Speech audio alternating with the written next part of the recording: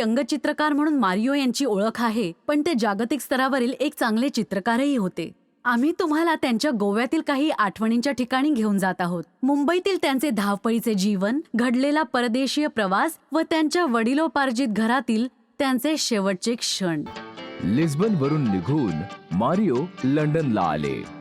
तिथे समव्यावसायिक व्यंगचित्रकार Ronald Giles, Raymond Jackson, Victor Weisz यांची भेट घेतली.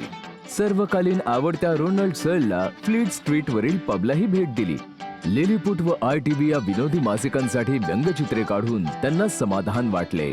पंच आणि आधुनिक दृष्टीने कार्टून या शब्दाला विनोदी रूप देण्यास मदत केली. याच माध्यमातून उपखंडाविषयीचा ज्ञानाचा स्रोत वाहत असतो आणि तेच भारताचे वैशिष्ट्य ठरते आणि सोबतच ब्रिटिश रीडर्ससाठी देखील उपयुक्त आहे. In England, I had the opportunity to exchange views with the other cartoonists. You know, they used to meet very often. Something which unfortunately does not happen very often in India. एकापेक्षा अनेक कारणांमुळे आपल्या जीवनात turning point आल्याचे मान्य करणाऱ्या मारिओंचं वास्तव्य लंडनमध्ये अधिक काळ होतं. मित्र आणि पैसे भरभरून जमवले खरे, पण सहलेच्या शब्दांनी न दुखावून घेता एकट्याने जगण्याचा आत्मविश्वास पूर्णतेला नेला. या काळात गोव्यातील राजकीय स्थलांतर झाल्याचं कळताच त्यांचा लोटुलिम येथील घरी जाण्याचा मानस होता, परंतु मुंबईतील टाइम्स प्रकाशनाकडे नोकरी केलेल्या अर्जाने त्यांचे तिथेच स्वागत झाले. मुंबईत इक्बाल हैदरी आणि रोहेना मोहम्मदी यांच्या 24 वर्षांच्या कलाप्रेमी व एअर हॉस्टेस हबीबा या मुलीशी ते 10 नोव्हेंबर 1963 रोजी विवाहबद्ध झाले. त्यांना राहुल व रिशाद ही 2 मुले आहेत, जी सध्या लोटुलिम या घरी स्थित आहेत. त्यांनी गोवा विथ लव्ह हे पुस्तक प्रकाशित करून ते हबीबाला समर्पित केले. हबीबाचे वडील भारतीय रेल्वेचे वरिष्ठ अधिकारी होते आणि हैदराबादच्या पूर्वीच्या संस्थानातील खानदानी घराण्यातील होते.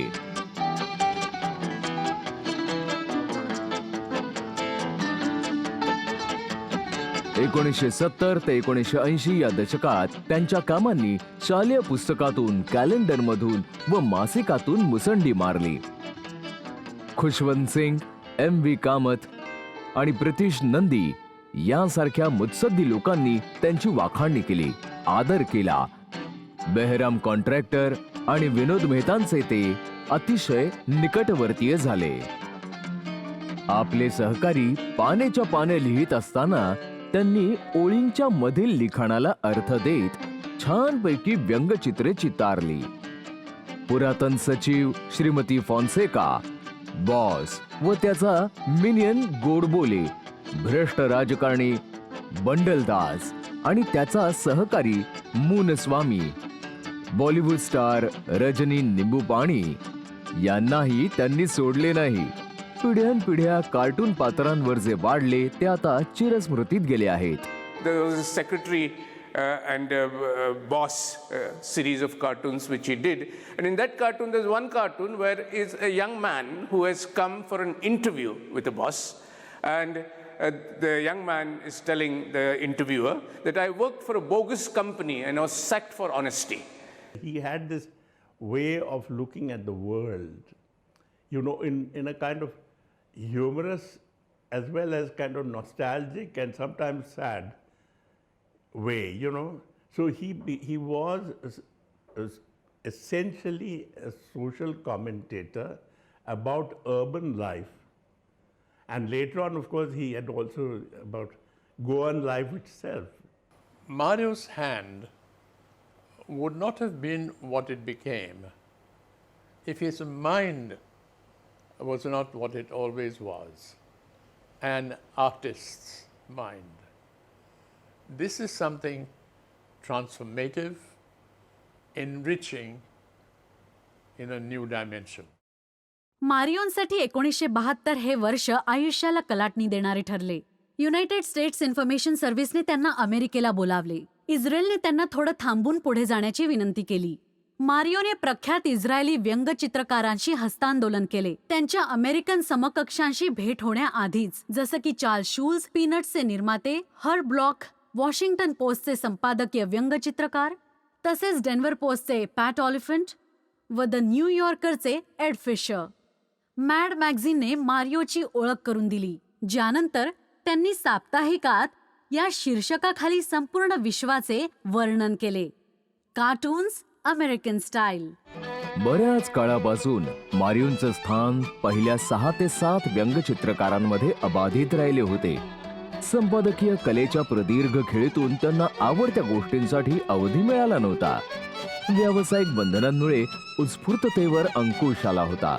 त्यामुळे विनोद कमी झाले आणि गांभीर्य वाढले. अंदाजे 1975 साली गोव्यातील जनजीवनावर आधारित गोवा विथ लव्ह या पुस्तकाची दुसरी आवृत्ती गोव्यात न राहताही प्रकाशित केली. हे जेवढे लहानपणाशी निगडीत होते व ते लुप्त होत होते, तेवढेच त्यांच्या वाढलेल्या रेषा कलेला ती नॉस्टॅल्जिक श्रद्धांजली होती.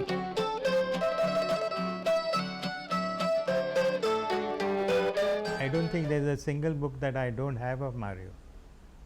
And what I appreciate his work as a cartoonist. Even Goa, what stands out of his work about Goa is not his cartoons, but his illustration.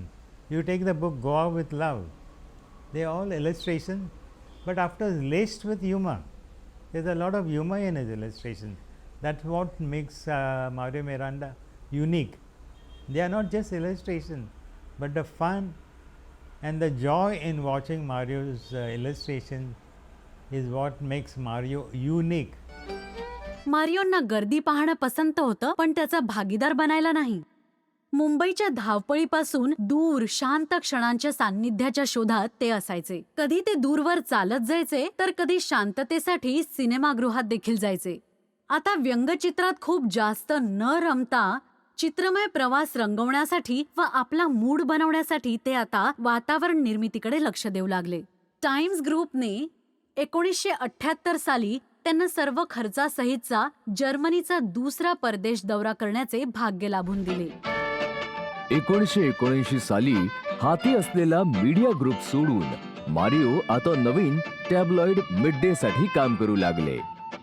6 वर्षांनंतर त्यांनी कॉन्ट्रॅक्टरला फॉलो केलं, ज्यांनी the afternoon dispatch and courier स्थापन केलं होतं.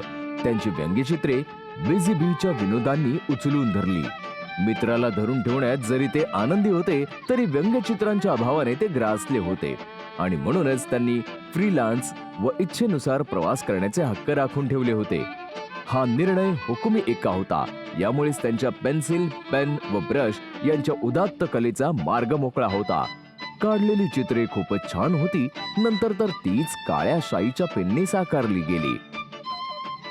त्यांनी टोनलच्या वेगळेपणासाठी सपाट cross हॅचिंगसह सरळ ग्राफाइट रेषांचा खेळ केला.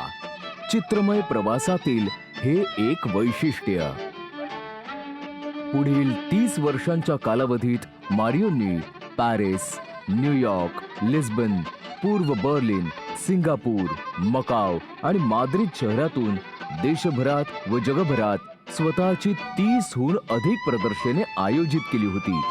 ज्या देशात आपण जाणार त्या देशावर थीम करणे ते पसंत करत होते. तो त्यांच्या कलेचा केंद्रबिंदू असायचा. I've done America, then I did Germany, then of course I did sketches on Yugoslavia, Sweden, Austria, and but my latest thing is on Paris, actually, just the city of Paris, which I think is one of the most beautiful cities in the world.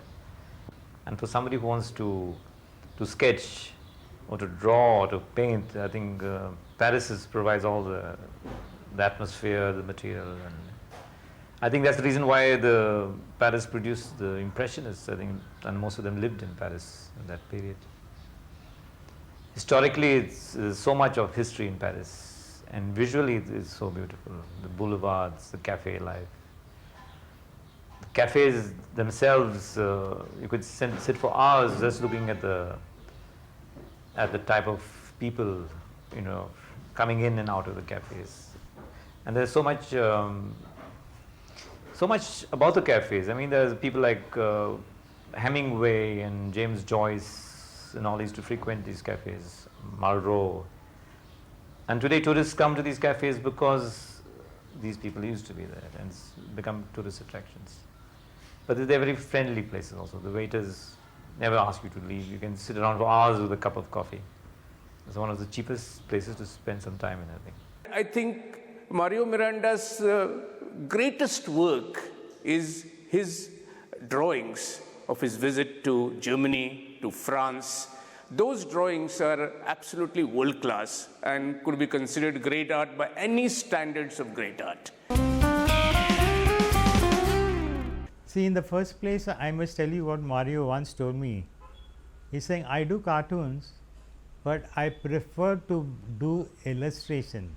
That is my forte, he said. Illustration, I love doing illustration. And if today we remember Mario, it is not so much because of his cartoons, but because of his illustrations.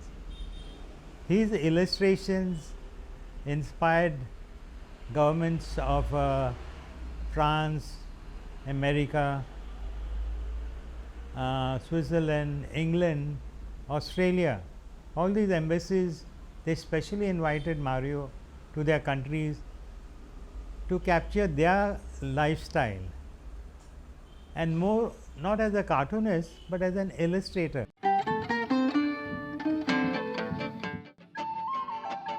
प्रत्येक भारतीयांच्या मनी 1980 सालापर्यंत जणू काही दंतकथेप्रमाणे एक प्रसिद्ध व्यंगचित्रकार म्हणून त्यांचे नाव कोरले गेले होते. फक्त गोव्यातील किनारपट्टीचा आधार न घेता स्वतःला चित्रकार व म्युरलिस्ट म्हणून परत प्रस्थापित करण्यात आनंद मानला. डॉम मोरायस यांच्या पुस्तकासाठी चित्रे काढली. गोवा सरकारने मनोहर मुळगावकरांच्या इनसाइड गोवा या पुस्तकासाठी नियुक्त केले. प्रसिद्ध जे.आर.डी. टाटांनी त्यांच्या व्यावसायिक कुटुंबासाठीच्या पुस्तकासाठी मारियोंना चित्र काढण्यासाठी बोलावून घेतले. या व्यतिरिक्त मारियोंनी एअर इंडियासाठी काही पात्रांसाठीची रचना केली. गोवा व मुंबईतील काही हॉटेलसाठी भित्तिचित्र तयार केली. 1980च्या दशकात चार्ल्स कोरिया यांनी डिझाईन केलेली कला अकादमी सभागृहात मारियोंच्या कार्डबोर्ड कटआउट आकृत्यांचा गेम, तसेच आधुनिक म्युनिसिपल मार्केट कॉम्प्लेक्स व गोव्याची राजधानी पणजी येथील कृष्णदास चामा सेंट्रल लायब्ररी या सर्व संस्था मारियोंच्या कलाकारीचे कार्य गौरवपूर्ण प्रदर्शित करतात. एकंदरीत इनसाइड गोव्यावर काम करणे हे मारियोंच्या घराकडे जाण्याजोगे आहे. सी वुल्व्स या युद्ध चित्रपटाच्या गोव्यातील चित्रीकरणासाठी क्रिएटिव्ह असिस्टंट म्हणूनही त्यांनी काम पाहिले.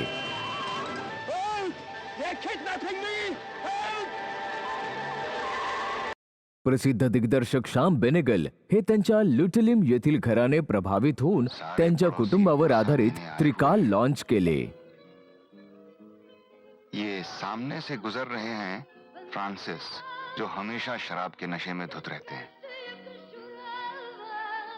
और वो सज्जन जो बिस्तर पर लेटे हैं बिल्कुल मुकम्मल तौर पर मर चुके हैं, एर्नेस्टो सूजा सुआरेज, डोना मारिया के पति. When I wanted to make this film, he said to me, Mario said, see, since I'm from Goa, if you wish to shoot your film, why don't you look at my house, you know? So I said, you have a big house there? He said, yes, I have an enormous house, enormous, large, big house, and it's a very old house. And so I went to Goa, and so that house I chose was Mario Miranda's house. And I decided to go and shoot this film there. And everything was perfect because the whole little village of Lutoli itself was like a ready-made set for me to make this film. And so because I used the church of Lutoli, and then I used the graveyard there, and also the house in which Mario himself lived. And I'd asked Mario permission if I could go and shoot there. He said, fine, go and shoot. But of course it was in a state of some disrepair, so we had to kind of restore the house as well in order to be able to shoot the film there, which we did. And we enjoyed the experience enormously. गोव्यातील हाती घेतलेल्या सर्व प्रकल्पांना यश लाभत गेले. कौटुंबिक घराचे जे कॉफी टेबल बुक व ग्लॉसी मॅगझिनसाठी वैशिष्ट्यपूर्ण होते, नूतनीकरण करण्यासाठी हबीबा आतुर होती. वयानुसार त्यांनीही 1996 साली नेव्हीनगर कुलाबा येथील भाड्याच्या घराला रामराम ठोकून आपल्या पाळीव प्राण्यांसह ते लोटुलिम या गावी रवाना झाले, जे 50 वर्षांपूर्वी मारियोंनी सोडले होते आपल्या उत्तर आयुष्याचा आनंद घेण्यासाठी.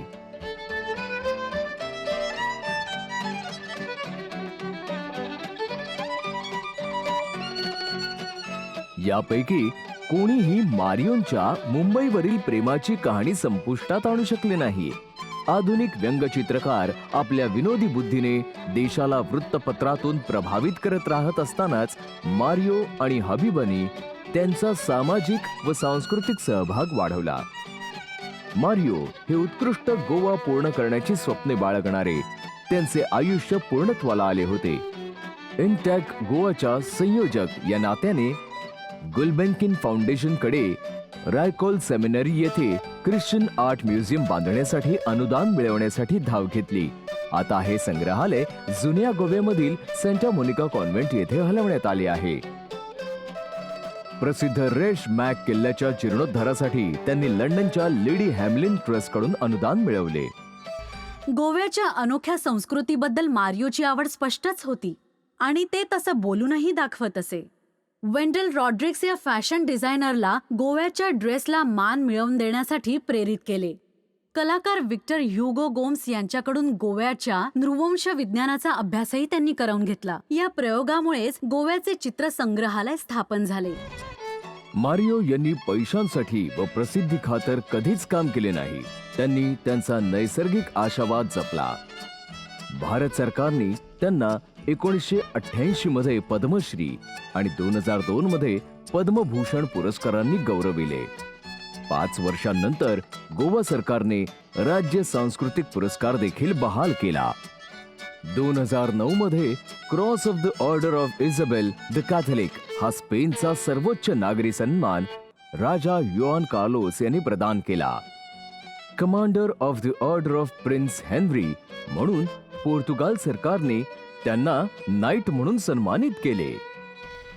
आता आपण पूर्वीसारखे पाण्याच्या रंगात चितारत राहू शकत नाही किंवा पियानो वाजवू शकत नाही, हीच खंत त्यांना कष्टदायक वाटत होती. ते आयुष्यातील शेवटची 2 वर्षे फारच थकून गेले होते आणि एके दिवशी आपल्या विनोदी स्वभावाच्या छटा चेहऱ्यावर स्पष्ट दिसू देत झोपेतच त्यांचा अंत झाला. ती 11 डिसेंबर 2011ची काळरात्र होती. देशाची व्यक्तिरेखा सांभाळणाऱ्या व्यक्तीवर दुसऱ्या दिवशी अंत्यसंस्कार करण्यात आले.